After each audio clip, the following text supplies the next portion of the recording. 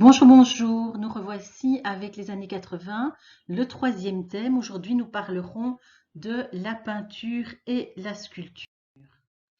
En peinture, nous allons nous concentrer sur la peinture abstraite de Pierre Soulages et simultanément, dans cette même période, nous avons toute une autre culture, une culture plus underground avec Kate Haring.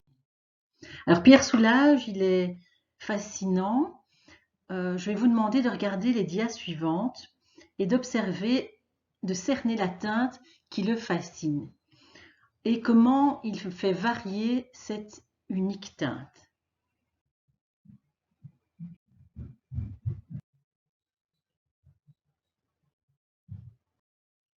Voilà, me revoici. Donc, après cette petite vidéo, vous remarquez donc que Jean-Pierre Soulages a découvert finalement par erreur le noir. C'est intéressant de voir combien souvent le hasard apporte quelque chose de positif dans l'œuvre d'art.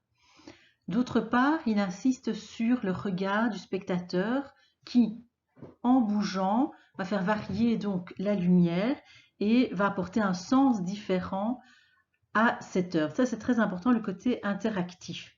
Donc, l'artiste, finalement, il n'a qu'un objectif qui est d'ouvrir l'imaginaire du spectateur.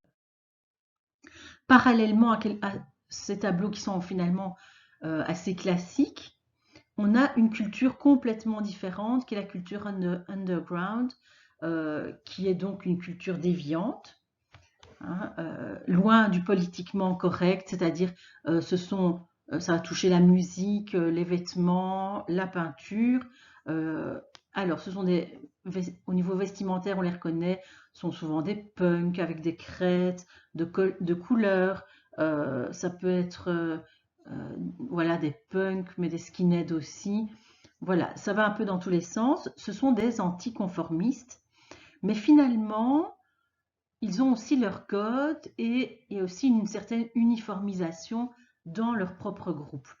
Ce qu'ils veulent montrer par là, c'est qu'ils sont contre le racisme, contre les nazis, et c'est une forme aussi d'anarchisme. Dans cette culture underground, nous avons Kate Haring, le voici, qui donc va avoir deux grandes inspirations. D'une part, un peintre belge, Pierre Alechinsky, qui s'inspirait lui-même du Japon ou de l'encre de Chine avec des gros traits noirs, on va voir ça à la dia suivante, et qui divisait en cases pour rythmer son œuvre aussi. Ça, c'est une influence. L'autre grande influence, c'est Cobra. Cobra qui donc est un mouvement très court, 1948-1951, qui apportera quand même, qui mettra l'accent sur l'énergie, les couleurs, la spontanéité. On retrouvera tout ça chez Kate Haring. Donc lui, son but est assez contestataire. Il est contre la culture de masse, contre le racisme, voilà, comme cette culture underground, contre l'intolérance, contre la menace nucléaire, et on le verra aussi contre l'exclusion de personnes qui souffrent du sida. Lui-même étant touché par cette maladie, il en mourra en 1990. Alors, où travaillait-il? Dans des lieux inhabituels, accessibles et pas chers. C'est ça l'intérêt. Alors, ça peut être des espaces noirs dans le métro, ça peut être des voitures, des bars, dans des clubs. Ça, c'est vraiment propre à la culture underground. Lui va en plus organiser son marché de l'art. Donc, il va exposer de manière personnelle et donc il va être aussi reconnu par ce monde de l'art, mais être assez indépendant. Donc, il veut que cet art soit accessible à une majorité. Ça va très vite. Donc, il peint très rapidement, sans brouillon, il improvise en fonction de l'espace. Il place ses contours, ce large trait noir, des couleurs et généralement des personnages en action. Voilà ce que, par exemple, un tableau d'Alechinsky avec le gros trait noir, vous voyez, les cases, ça s'inspire, alors ça paraît très naïf comme ça, mais non, ça s'inspire de cette œuvre d'Apollinaire zones que nous avons vues au premier trimestre, en tout début d'année, avec la poésie moderniste. Je ne sais pas si vous vous souvenez, on avait un poème qui s'appelait Zone d'Apollinaire, où on voyait les pérégrinations du poète. Ça s'inspirait des Pâques à New York de Blaise Cendrars, mais ici c'était à Paris. C'était un poème très moderne, sans ponctuation, avec du vers libre, sans rime, voyez, et qui parlait de choses modernes, des automobiles, la Tour Eiffel, voilà, avec des tableaux juxtaposés. Donc une grande modernité. Je remontre, et ça se terminait par Soleil coup coupé. Hein, donc un jeu sur les mots, et Alishansky reprend Soleil coup coupé. Ce coucher de soleil. On retrouve alors ces traits noirs chez Kettering et la couleur qui vient cette fois-ci, voyez, de Cobra. Donc Cobra, que signifie ce nom? J'ai mis quelques œuvres. Cobra vient de Copenhague, Bruxelles, Amsterdam. Cobra, Copenhague, Bruxelles, Amsterdam, les villes d'origine donc des fondateurs. Vous remarquez que ça semble très naïf, comme des dessins d'enfants. Hein? Ça évoque surtout, oui, des dessins d'enfants. Comment? Ben, finalement, par la couleur, le trait irrégulier, l'absence de perspective. Et c'était justement l'objectif de Cobra, retrouver cette énergie des enfants, cette naïveté. Donc, on retrouve ça chez lui aussi, donc, ce côté spontané, énergique, les couleurs. Regardez par exemple ceci, un homme qui essaie de tirer quelqu'un, un être humain, d'une machine. Hein, ça pourrait vouloir dire aussi retrouver cette humanité en dehors des machines. Il y a toute une réflexion sur la machine dans les années 80 aussi, puisque l'industrie technologique prend un grand essor. Voilà quelques exemples d'œuvres de Kettering. Vous voyez aussi Ignorance is equivalent to fear, l'ignorance. On retrouve la croix sur les personnes. La croix se retrouve régulièrement chez Kettering. C'est, on le verra un peu, l'idée de la cible, la victime à abattre. Voilà, ici en 1985, une sorte de personnage monstrueux avec des têtes de mort qui ont aussi des ailes. Voilà, et donc quand même une grande évocation d'une décrépitude, de la mort.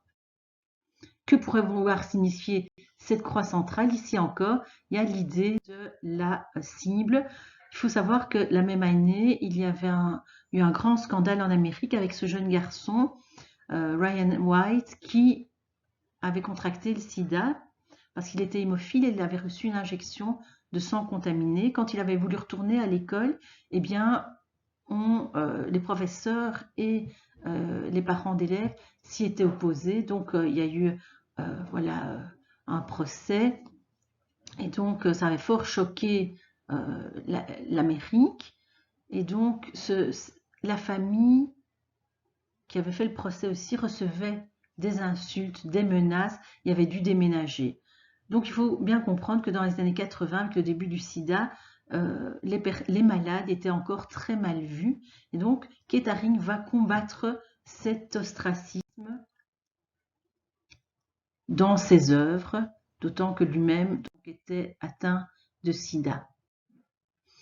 Une personne qui avait fait un geste aussi, c'était la princesse Diana, qui avait donc inauguré le premier centre médical dédié aux malades du sida et avait enlevé son gant pour serrer la main de ces malades. Donc c'était pour les soutenir, c'était une action symbolique. C'était quand même une grande épidémie. Le premier cas a été identifié en France en 1981. Donc, les comportements sexuels seront modifiés, on se protège beaucoup plus et une homophobie apparaît, même si de plus en plus c'était des bébés qui étaient contaminés simplement par le sang. Hein. Donc, une petite parenthèse, encore aujourd'hui, il faut faire attention, donc toujours se protéger et diagnostiquer au plus vite parce que cela empêche parfois, en tout cas, la transmission et permet de mieux se soigner. Donc ici, j'ai mis l'idée de se protéger.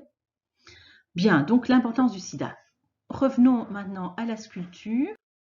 Nous retiendrons trois personnalités importantes. César, avec ses compressions que vous connaissez tous lors de la remise des Césars, mais voilà, ça peut varier au niveau du matériau et donc des couleurs aussi.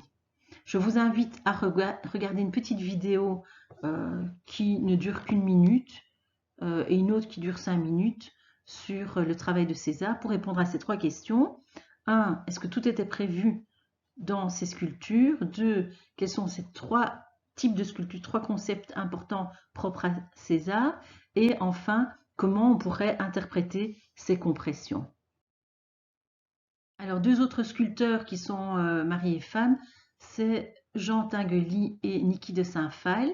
Par exemple, si vous allez à Paris, devant Beaubourg, il y a la fontaine Stravinsky ou la fontaine des automates, où l'on reconnaît à la fois le travail de Jean Tinguely, avec ses machines qui tournent, et le travail de Niki de Saint-Phal, coloré, on va voir. Donc, Jean Tinguely crée surtout des machines qui ressemblent à des robots, donc c'est-à-dire des objets du quotidien mais qui sont assemblés et qui bougent tout le temps. Hein. Niki de Saint-Phal, elle, crée ce genre de nanas, c'est comme ça qu'on va les appeler, de grandes femmes très colorées. Alors, comment a-t-elle découvert l'art? Là aussi, une petite vidéo d'entrée libre sur la biographie de Niki de Saint-Phal. Donc, comment est-ce qu'elle a découvert l'art? Qu'est-ce qui l'inspire et pourquoi est-ce qu'elle sculpte ces grandes femmes, ces nanas?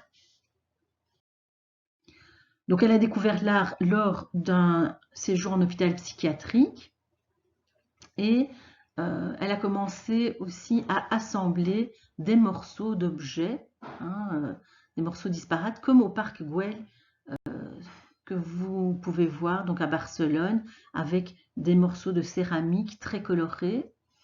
Alors, elle est américaine à la base, donc on retrouve chez elle des couleurs un peu excessives, la grandeur de ses œuvres et une certaine violence aussi. Au départ, par exemple, elle tirait sur ses œuvres pour que la couleur en sorte.